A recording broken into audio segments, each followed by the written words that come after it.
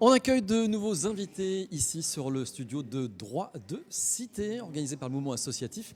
Et on accueille nos amis bretons, le mouvement associatif en Bretagne, représenté par Catherine Latour. Bonjour, Oui. présidente du mouvement, et Pascal Petit, qui est membre du bureau du mouvement associatif de Bretagne. Et on a envie de vous demander d'abord, pour commencer, comment se porte le mouvement associatif en Bretagne et les associations? Alors, une bonne vitalité?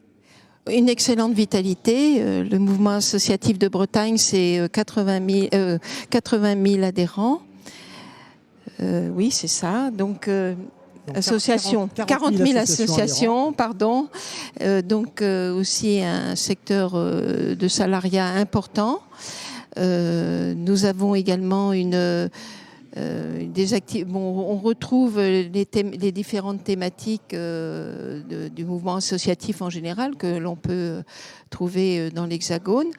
Et voilà, donc je vais laisser la parole à mon camarade de façon à... Oui, parce que voilà, Pascal, c'est vrai qu'il y a une bonne vitalité. Vous ne ressentez pas un essoufflement du bénévolat associatif en Bretagne après les confinements? Certains ont pu dire ailleurs en France. Oui, un peu quand même. Oui. Ça existe. D'ailleurs, on constate dans l'ensemble du territoire, il y a à peu près 20% des forces vives des associations qui ont été perdues, qui n'ont pas encore été retrouvées. Alors, on sent quand même que voilà, il y a un regain, mais on est loin d'avoir atteint le niveau qui était avant. Alors c'est clair qu'il y a une vitalité associative extrêmement forte en Bretagne.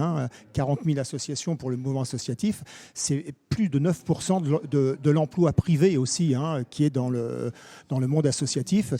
Donc on voit qu'il y a quelque chose de très intéressant là, de très fort, et qui est politiquement assez bien porté parce que nos relations avec les collectivités locales et avec l'écosystème de l'ESS est de très bonne qualité. Donc c'est sans doute le reflet de cette vitalité et puis de cette capacité peut-être dans une région où la fluidité des rapports sociaux est peut-être plus emblématique qu'ailleurs, je ne sais pas. En tout cas, il y a un particularisme breton.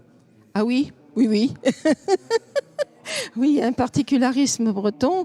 Nous sommes le seul mouvement associatif régional qui avons dans nos rangs une structure, un réseau, une tête de réseau, un réseau des associations dites du mouvement breton, du mouvement culturel breton, qui est Vrai-Braise, et nous sommes la seule qui regroupe des associations défendant tout particulièrement les langues régionales. Et Pascal, vous avez aussi un collège infra-territorial très actif? Oui, alors c'est une des particularités. Alors déjà, le spectre des associations, des domaines d'associations représentés au sein du mouvement associatif de Bretagne est très très large, bien davantage que dans d'autres régions. Mais il y a aussi une particularité, c'est qu'on a au sein de cette représentation ce qu'on appelle le collège infraterritorial, qui représente des points d'appui à la vie associative qui existent à Morlaix, par exemple, à Quimper, à Brest, qui sont des instances avec des salariés, des professionnels, qui permettent aux associations, aux petites associations qui ne sont pas forcément fédérées dans des grandes fédérations, de pouvoir se développer en bénéficiant de conseils en comptabilité, de conseils juridiques, de conseils en relations humaines, de voir celles qui ont des salariés, de pouvoir avoir leur fiche de paye, par exemple, éditée par ce genre de structure, pour faire en sorte qu'elle puisse, un groupement d'employeurs aussi, je pense à ça, pour faire en sorte qu'elle puisse se développer dans les meilleures conditions possibles et avec un écosystème qui les aide, comme les entreprises peuvent en bénéficier aussi. Les chambres consulaires font un petit peu ce rôle-là. Et bien nous, on est un petit peu les chambres consulaires des petites associations, quoi. Alors vous parliez tout à l'heure de vos très bonnes relations avec les collectivités locales et territoriales. Vous allez signer une charte avec le Conseil régional de Bretagne et les services de l'État. En fait, c'est une charte tripartite, donc Conseil régional, services de l'État en région et le mouvement associatif. Et que dit cette charte? Quel est son objet? Alors son objet, c'est de définir un peu en quelque sorte les droits et les devoirs de chacun, et Et après, bien sûr, il y aura un bilan de cette charte. C'est pas de signer une charte pour signer une charte. Et aussi, il y a des je engagements pense que mutuels. voilà, absolument. C'est un contrat synagmatique, comme on dit, qui n'a rien à voir pour le coup avec le contrat d'engagement républicain, qui est vraiment unidirectionnel. Oui, quoi, hein. Voilà, exactement. Et justement, ça permet aussi dans l'action une continuité et une sorte de fil rouge un petit peu de nos actions, pas que, parce que bon, nous avons travaillé là, ces dernières années sur une étude du CESER, du Conseil économique, social et environnemental régional, qui avait donc été saisi par le conseil régional, par le président du conseil régional il y avait eu une saisine sur la vie, il demandait une étude sur la vie associative. On a travaillé là-dessus, sur différentes, parce qu'il y a eu un certain nombre de préconisations, et c'est aussi un document qui peut rester, qui est toujours d'actualité. Et donc voilà. Bon, par exemple, il y a un projet aussi par rapport au mouvement associatif national, puisqu'il concerne toutes les régions de l'Hexagone, étant donné que c'est aussi une volonté des services de l'État, alors cette fois à Paris, et donc sur un projet, sur un dossier que l'on appelle Guide Asso, et qui est donc redéploiement des acteurs de l'accompagnement, les points d'accueil à la vie associative, les centres régionaux d'information, etc. Tout ce qui peut aider, en fait. On essaye de mettre et surtout de clarifier, parce que c'était devenu un petit peu une forêt, de clarifier les actions et ce que chacun doit faire pour rendre le plus de services possible à la vie associative et tout particulièrement aux petites associations aussi. Alors, vous avez suivi toute la journée les tables rondes, les différents ateliers. C'est intéressant d'avoir votre retour sur cette nouvelle édition de Droit de cité, Pascal. Oui, moi j'ai trouvé vraiment très important que l'accent soit mis sur la dimension politique du fait associatif. À savoir que c'est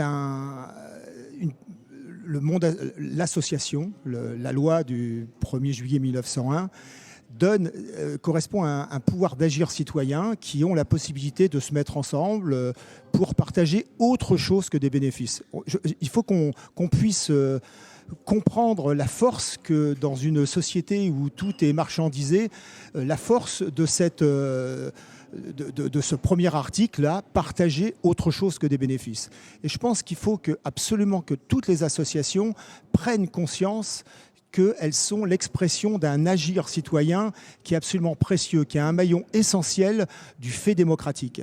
Et effectivement, il y a des légitimités partagées dans la démocratie. Il y a celle des élus qui vient du suffrage universel, mais on voit qu'elle est un petit peu battue en brèche avec les taux d'abstention qui sont de plus en plus importants. Hein.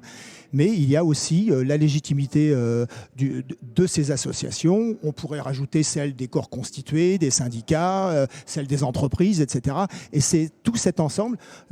David Jess disait les parties prenantes. Voilà, nous sommes des parties prenantes et c'est ces parties prenantes qui font vivre la démocratie. Voilà, et là, on évoquait tout à l'heure le fait qu'on signait une charte d'engagement réciproque avec la collectivité locale. C'est pour profiler les capacités d'une co-construction des politiques publiques. C'est vraiment ça le cœur de la motivation première de cette signature d'une charte des engagements réciproques. Catherine Latour, de votre côté, vous retenez quoi de cette édition 2022 de Droit de cité ? Je retiens d'abord une parfaite organisation, c'est à souligner, et je remercie aussi le mouvement associatif national de cette organisation qui est vraiment très bien, très bonne, très bien.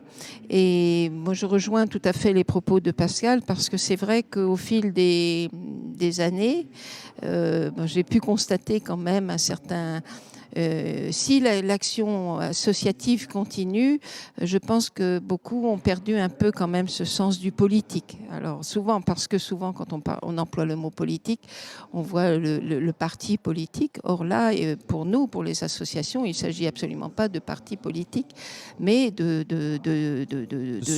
sujets politiques, voilà, absolument, de s'accaparer et de se dire que, et surtout de se dire que si on en est arrivé à justement une prise en compte de la vie associative, si on en est arrivé à une prise en compte de beaucoup de thématiques par les élus, à commencer par les élus, c'est parce que justement il y avait un sens politique au sein des associations qui défendaient un thème ou une thématique ou une autre. Et donc je pense que ça, on l'a perdu un petit peu de vue, et qu'une journée comme aujourd'hui peut remettre un petit peu les pendules à l'heure, disons. Merci beaucoup Catherine, merci beaucoup Pascal, donc du mouvement associatif Bretagne.